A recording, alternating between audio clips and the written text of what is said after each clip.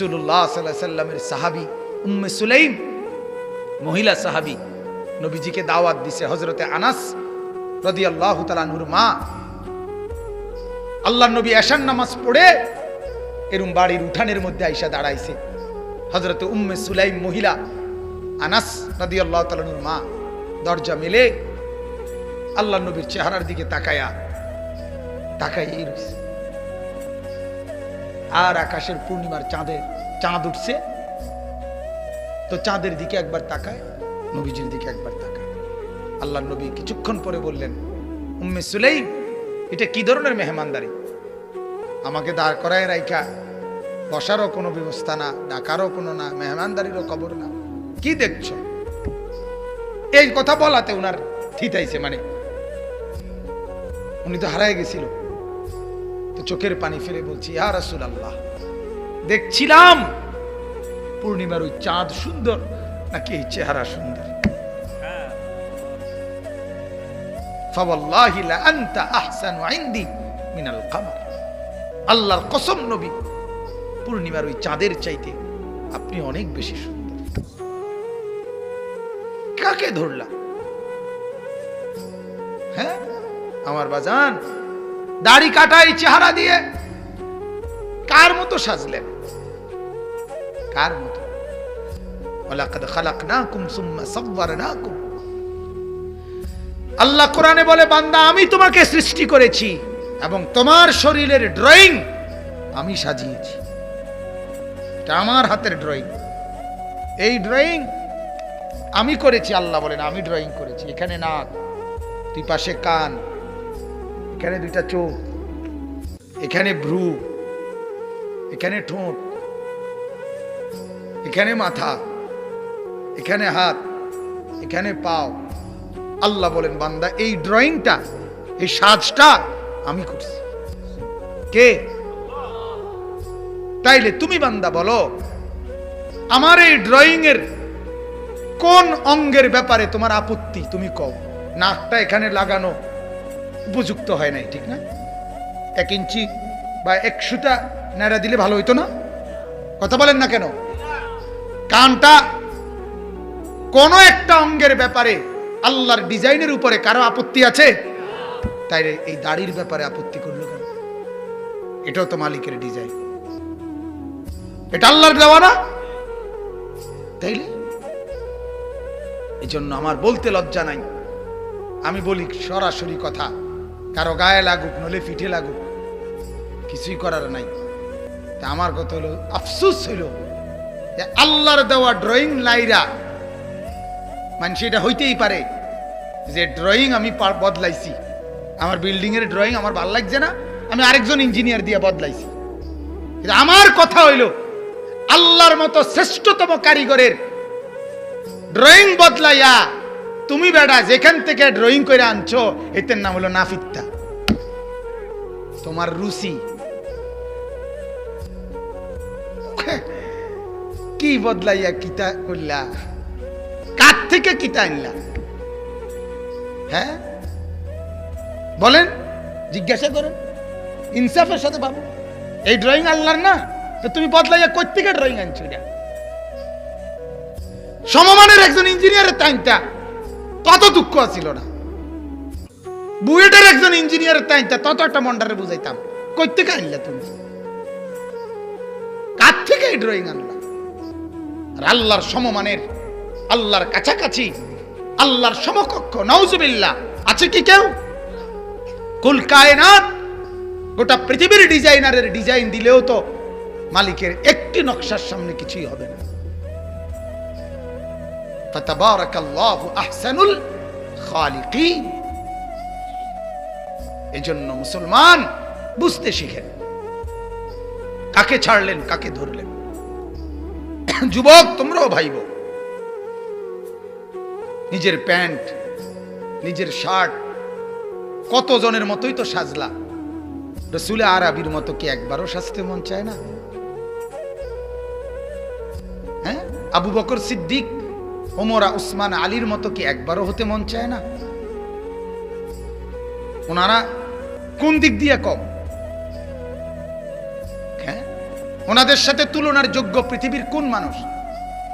এই নিউটন বলেন, আইনস্টাইন বলেন, কার্ল মার্কস বলেন, লেনিন, মাও সেতুং, হো চি মিন, চে গুয়েভারা, এই যত বিশ্বজয়ী নেতারা, হ্যাঁ, যারাই আছে, দার্শনিক বলেন, পণ্ডিত বলেন, পৃথিবীর যা আছে গত 1400 বছরের ভিতরে আবু বকর, ওমর, ওসমান, আলী, ওনাদের বিকল্প বা ওনাদের সমকক্ষ কেডা?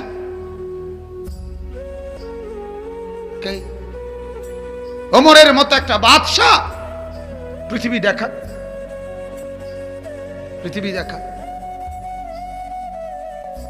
আমি ডক্টর আফম খালিদ হোসেন দামাত বারাকাতুম হযরতের বয়ানে শুনছি, চীনের প্রাচীরে লেখা আছে, এই মাও সেতুং বিপ্লবী সমাজতান্ত্রিক নেতা বলছিল, যেদিন আপনার সমাজতন্ত্রের বিজয় হয়েছিল সেদিন সে বলছিল, আজ আমাদের এই সোভিয়েত ইউনিয়নে ওমরের মতো যদি একজন মানুষ পেতাম তাহলে নিশ্চিন্তে তার হাতে ক্ষমতা তুলে দিতাম।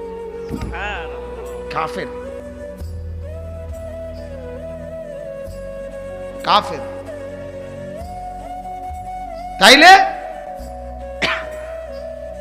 আমার বন্ধুরা, আমার বাপরা, এটা ভাবেন, নিজেদের মধ্যে নিজেই ফিকির করেন, সাজেন তো সুন্দরভাবে সাজেন, যার সাজ সবচেয়ে সুন্দর ওটা খবর নেন, তার মতো নিজেকে বানান, চেহারা, সুরতে, চুলে, জামায়, পোশাকে নবী পাক সাল্লাল্লাহু আলাইহি সাল্লামের মতো হতে চেষ্টা করেন, সাহাবাদের মতো হতে চেষ্টা করেন, আউলিয়া বুজুর্গদের মতো হতে চেষ্টা করেন।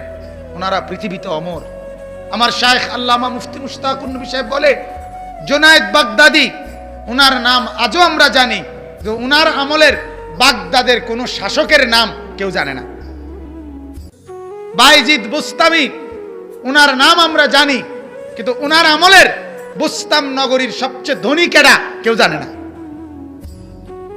জানে? পয়সাওয়ালার নাম জানে? জানে না। বিল্ডিংওয়ালার নাম জানে? জানে না। কত মজবুত বিল্ডিং, ওই যে এখন প্রত্নতত্ত্ব, অর্থাৎ সেটা মানুষের জাদুঘরে রূপান্তরিত, কত হাজার রাজার প্রাসাদ আছে না? ওই যে আমাদের কুমিল্লা কোটবাড়ি, বগুড়া মহাস্তনগড়, এরকম বিভিন্ন জায়গায়, ঢাকা লালবাগ আছে না, আগ্রার তাজমহল, সেই রাজপ্রাসাদগুলো দুকরে দুকরে চিৎকার করে বলতেছে যে দুনিয়া ধোকা, দুনিয়া ধোকা, দুনিয়া ধোকা, ওমাল হায়াতুদ দুনিয়া ইল্লা লাহবুন ওয়া লাইব। আল্লাহ বলে ধোকা, দুনিয়া তামাশা, তামাশা। পৃথিবীর কোন প্রতাপশালীর নাম গন্ধ পৃথিবীতে নাই। আল্লাহকে যে রাজি করছে, গোলামি করছে, তার নামই টিকে আছে। বলেন আলহামদুলিল্লাহ। নূহ নবীর নাম সেই কখন এখনো শ্রদ্ধার সাথে আমাদের কলিজায় আছে, ঠিক কি না বলে? আল্লাহ আমাদেরকে বোঝার তৌফিক দান করে। তাইলে আল্লাহ তাআলা বললেন, মান জাআ বিল হাসানা ফালাহু খায়রুম মিনহা, যে একটি নেক কাজ করবে সেটা তার জন্যই হবে, এবং আমি আল্লাহ তাকে এর বিনিময়ে অনেক উত্তম বিনিময় দেব। ওয়াহুম মিন ফাযাইন ইয়াউমাইদিন আমিনুন। এরপরে আল্লাহ বলেন, এবং আমি আল্লাহ তাকে হাসরের ময়দানের কঠিন ভীতিকর পেরেশানি পরিবেশ থেকে নিরাপদ রাখব। হাসরের ময়দান হবে বড় পেরেশানির জায়গা। হাসরের ময়দান মামুর বাড়ি না, নানার বাড়ি না। হাসরের মাঠ শ্বশুর বাড়ি না। হাসরের মাঠ সেই মাঠ সমস্ত নবী যেই মাঠের ভয়ে কাঁদছে, সমস্ত নবী।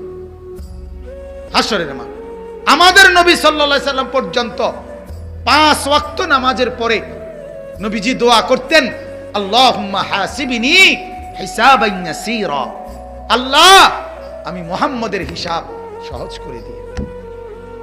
নবীজি, নবীজি। অথচ নবীজি বলছে হাসরের ময়দানে প্রথম সুপারিশ করব আমি, আনা আউয়ালু শাফিঈন, আনা আউয়ালু মুশাফফাইন। হাসরের ময়দানে প্রথম সুপারিশ গ্রহণ করবে আল্লাহ আমারটাই। বিয়াদি লিওয়াউল হামদ, হাসরের ময়দানে আমার হাতে থাকবে আল্লাহর প্রশংসার পতাকা। হাসরের ময়দানে আমার জন্য নির্ধারিত থাকবে আলাদা জায়গা, মাকামে মাহমুদ। আল্লাহর নবী বলেন, জান্নাতের দরজা প্রথম আমি নাড়াবো, মানে আউয়ালু মান ইয়াকরাউ বাবাল জান্নাহ, আমি প্রথম নাড়াবো। এত মর্যাদা যার, এত মর্যাদা যার, তিনি পর্যন্ত আল্লাহর কাছে বলে, আল্লাহ তারপরও ভয় লাগে, তারপরও একটু একটু ডর ডর লাগে, আল্লাহ হিসাব সহজ করে দিয়ে। নবীজি বলছে হাসরের ময়দানে প্রত্যেককে আল্লাহর সামনে দাঁড়াইতে হবে। ওয়াকিফুহুম ইন্নাহুম মাসউল। আল্লাহ বলে, দাঁড় করো ফেরেশতা, জিজ্ঞাসা করব। কোরআনের আয়াত। প্রত্যেকে প্রত্যেকে। এবং আল্লাহ যখন জিজ্ঞেস করবে তখন আর কেউ থাকবে না সাথে। লাইসা বাইনাহু ওয়া বাইনাহু তারজুমান, কোন দোভাষীও থাকবে না, শুধু আল্লাহ আর বান্দা। আল্লাহ তখন আমলনামা হাতে থাকবে। আল্লাহ নবী বলেন, আমলনামাটা দেখে শুধু আল্লাহ তাআলা যাকে বলবে যাও, আল আরাস ফাকাত, আল্লাহর সামনে শুধু পেশ হবে আর আল্লাহ বলবে যাও। আল্লাহ নবী বলেন সেই জান্নাতি। আর যারে শুধু আল্লাহ বলবে থামো, একটা পৃষ্ঠা উল্টাও, আল্লাহ নবী বলে সেই জাহান্নামী। আর হিসাব দিতে মান নুকিশা উযিবা, যারই হিসাব নিবে আল্লাহ, যাকেই বলবে আল্লাহ, সে আযাবে ভুক্ত হবে। আমার বাপ খামখেয়ালি মনে করি, কলিজার ভেতর থেকে বিশ্বাস নিয়েই বলতেছি, কোরআনের এতগুলো কথা মিথ্যা আর আপনার বাংলা অঙ্ক ইংরেজি বইয়ের কথাগুলো সব বাস্তব না। না, এটাই বাস্তব, ঠিক কিনা বলেন? এটাই সঠিক, এটাই চূড়ান্ত। আল্লাহ আমাদেরকে বুঝার তৌফিক দেন। অতএব আখিরাতের ভীষণ ময়দানে আল্লাহ বলেন, নেক কাজের উসিলায় তুমি নিরাপদ থাকবে। হাদিসের মধ্যে আছে, আল্লাহর নবী বলেন, তোমার রবের রাগ তোমার উপর থেকে কমায় দিবে। অতএব নেক কাজ বিফলে যায় না। আল্লাহর নবী বলছে, ইত্তাকুন নার, ও আমার উম্মত, জাহান্নাম থেকে বাঁচো, ওয়ালাউ বিশিক্কি তামারা, যদি কিছু না থাকে কমপক্ষে একটা খেজুরের দানা, আটি খেজুরের দানা চেনেন না, এটা দিয়ে হলেও নিজেকে জাহান্নাম থেকে বাঁচো। এজন্য মনে রাখবেন, মুসলমানের সিফাত 1 টাকা হলেও দান করা, 10 পয়সা হলেও দান করা। মুসলমান ফেরত দেয় না, এটা ইমানদার জান্নাতি বান্দা ফেরত দেয় না। সিফাত হওয়া উচিত এটা। এটা আমার যেন গুণ হয়, গুণ। 10 টাকাই দিলাম, 5 টাকাই দিলাম, ফেরত দিলাম। এরপরে নবী বলছে, আচ্ছা 1 টাকাও নাই, ফামান লাম ইয়াজিদ ফাবিকালিমাতিন তাইয়্যিবা, ওই যেটা বলছি আগে, যদি সেটাও না থাকে তো একটা ভালো কথা বলো। বুঝেন না? ভালো কথা। ওই যে বললাম, একটা দোয়া করে দাও, আল্লাহ আপনারে বরকত দেখ, আল্লাহ আপনার অভাব দূর করে দিক, এরকম একটা কিছু বলো, তাইলেও লাভ হবে। কিন্তু মাফ করেন, আমরা ঢুকতে না ঢুকতেই কই মাফ করে, আছে না এই অভ্যাস আমাদের, এবং কপাল ভাঁজ করে ফেলে। হ্যাঁ, মাত্র খারাইয়ে ফেললাম না, হাত পিছিয়ে দিছি, এই বিরক্ত। কপাল কি? বিরক্তি। অথবা আসতেছে ওই হুজুরাই টেয়ার লাগিয়া, মসজিদের টেকে টেয়া চাইব, মাদ্রাসার লাগিয়া, এই জন্য এমনি ঘুরে গেছে এদিকে। ভাই কিতা কইতে লাগছিলেন, মানে উনি ব্যস্ত। কথা বুঝছেন না?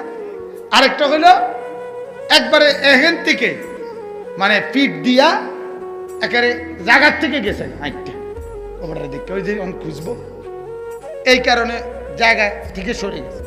আল্লাহ বলে, এই 3টা আচরণ, কপাল ভাঁজ করা, এরম বাঁকা হইয়া আরেকদিকে ফিরে যাওয়া, জায়গার থেকে সরে যাওয়া, আমার রাস্তায় দান না করে এই 3টা আচরণ যে করবে, আল্লাহ তাআলা কিয়ামতের দিন তার সম্পত্তিগুলোকে আটার কাই বানাইয়া এরকম গোল আগুনে পুড়াইয়া এই 3 জায়গায় দাগ লাগানো হয়। ইয়াউমা ইউহমা আলাইহা ফি নারি জাহান্নাম ফাতুকওয়া বিহা জিবাহুহুম ওয়া জুনুবুহুম ওয়া যুহুর, পিঠে, কোমরে, কপালে। হাদা মা কানাসতুম লিআনফুসিকুম, আল্লাহ বলবে এগুলো হলো সেই সম্পদ যেগুলো জমা করে রাখছো, দাও নাই, এজন্য দান করবেন। আপনাদের মহল্লায় মাদ্রাসা হামিউস সুন্নাহ নামে চালু করা হয়েছে, আপনারা সন্তানও দিবেন, সহযোগিতাও করবেন, বলেন ইনশাআল্লাহ। 10 জন বাচ্চা পড়ুক, কোনো অসুবিধা নেই, 20 জন বাচ্চাই পড়ুক, এত মাদ্রাসা দিয়ে কি দরকার, এত সাদওয়ান দিয়ে কি দরকার, কথা বলেন না। একটা 1000 লিটারের গাজি টাঙ্কি কিনা লাইলে এটার মধ্যে যদি চা বানাই এলায়, কথা বুঝেন না, তাইলে তো একবার সুবিধা না, মহড়া আসে আপনাকে আরো কম রাখিত। 1000 লিটার চাইয়া একটা কি বানাই নিলে গাজি টাঙ্কি গ্রামের মাঝখানে থুইয়া দিলে, এবার যার যত দরকার চা বালতি দিয়া, জগ দিয়া, মগ দিয়া নেও, এত এত ছোট ছোট কেট্টি দিয়ে দিয়ে এত দোকানের এত এত চা দোকান কি দরকার, একটা বড় করিয়া গাজি টাঙ্কি বানাইল না, কথা বলেন না কেন? এত মুদি দোকান, মূলা তরকারি বেড়া তোরা এতজনে লইয়া বইসত কা, একজনের কাছে টাল দিয়ে তুলে যেতে পারো। ফুলকপি কা এতজনে বাজারে লইয়া বলি বেড়া, এক জায়গাতে ফুলকপি সবই টাল 10 টাকা, এতজনে বেতন দরকার কি না। আল্লাহ তাআলা বান্দা, আল্লাহর বান্দারা, দুনিয়ার এসব ব্যাপারে তো আপনাদের কোনো প্রশ্ন হয় না, এটার ব্যাপারে প্রশ্ন আসে কেন? এটা শয়তানের ওয়াসওয়াসা। এত মসজিদ কেন, এত মাদ্রাসা কেন, এত ওয়াজ মাহফিল কেন? আরে আল্লাহর কসম, একদিনে একটা মহল্লার মধ্যে 24 ঘন্টাতে টেলিভিশন, নাটক, মোবাইল, এই অস্থিরতা যেই পরিমাণ হয়, সেটার বিনিময়ে 24 ঘন্টা না 24,000 ঘন্টা যদি কোরআনের আওয়াজ হইতো, তারপরেও ওই গুনার ঘাটতি হবে না, গুনার সম পরিমাণ হবে। আল্লাহর কথা, গুনাহের একটা সমাজে একদিনে যে পরিমাণ নাফরমানি হয়, তার লক্ষ ভাগের, কোটি ভাগের 1% নেকের কথা হয় না, এখনো হয় না। একটা খবর একদিনে, একদিনের খবর একটা 3 দিন কয়, ঠিক না? প্রত্যেক বেলা কয়, প্রতি ঘন্টায় ঘন্টায় কয়।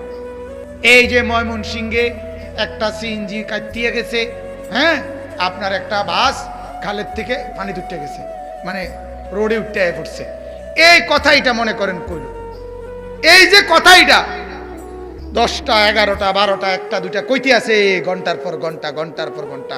গতকালকের খবর আজকে আবার কয়। আচ্ছা, ময়মনসিংহের এই ঘটনাটা এত হাজারবার বলার, আপনি শুধু এক চ্যানেলে, এবার চ্যানেল যদি হয় 70টা, তো 70টার মধ্যে প্রত্যেক ঘন্টা বললে, তাহলে আপনি এবারে 70 × 24 পূরণ দেন, কতবার বলা হলো?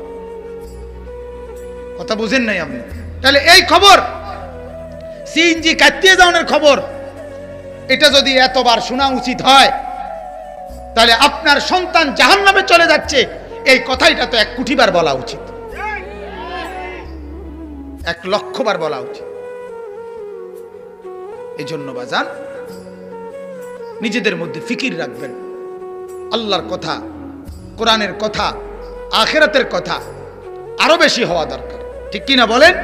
এই জন্য মসজিদ, মাদ্রাসা, মক্তব, আজকে আমরা আমাদের সমাজ থেকে মক্তব তুলে দিছি, এখন মাইকে কোন লাগে, অভিভাবকদেরকে অনুরোধ করতেছি, আপনারা আপনাদের বাচ্চাদেরকে মক্তবে পাঠান।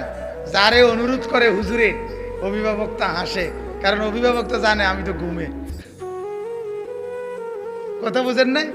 অভিভাবকই তো বেহওয়াদের, অভিভাবকের তো অজু নাই, ফুতে গোসল করবো কি, কথা বুঝছেন? আমার তো অভিজ্ঞতা এটা, আমার মাদ্রাসাতে ছোট ছোট বাচ্চা যেগুলো ফজরের পরে আইসা দেওয়ার কথা, নুরানির বাচ্চা, আপনার অনেক বাচ্চারে জিজ্ঞাসা করছি দেরি হয় কা, তুমি আরো আগে উঠতে পারো না? হেতের ডাইরেক্ট কথা, বহু বাচ্চার কথা, ছোট বাচ্চা তো আর মিশা কথা কয় না, বাচ্চা মানুষ কাম মতো ওঠে না, আব্বু তো উঠে না। হ্যাঁ,